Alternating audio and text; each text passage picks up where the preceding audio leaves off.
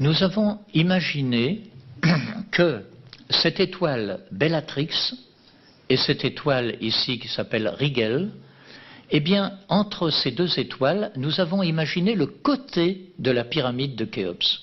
Le côté. À partir de cet instant, il nous suffisait, puisque c'est un rectangle, de faire un effet miroir et d'obtenir quoi? Un carré.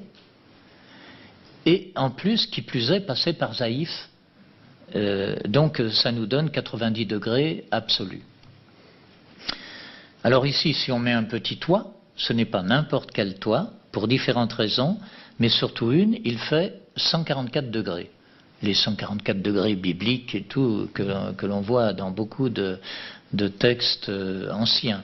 Alors ici, nous avons en quelque sorte le carré base de la grande pyramide, sur lequel nous allons pouvoir travailler. Si on rejoint les étoiles telles qu'elles figurent ici, c'est-à-dire les étoiles cadres, eh bien nous obtenons une croix, la fameuse croix de Saint-André classique que nous connaissons tous. Mais ce que nous connaissons moins, c'est ceci.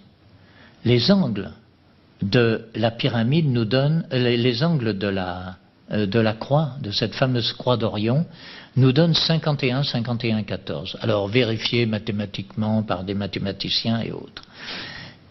Nous obtenons pour le reste, puisque nous avons 360 degrés du cercle, nous obtenons pour le reste 2 fois 51, 14, et puis 2 fois 76, 17.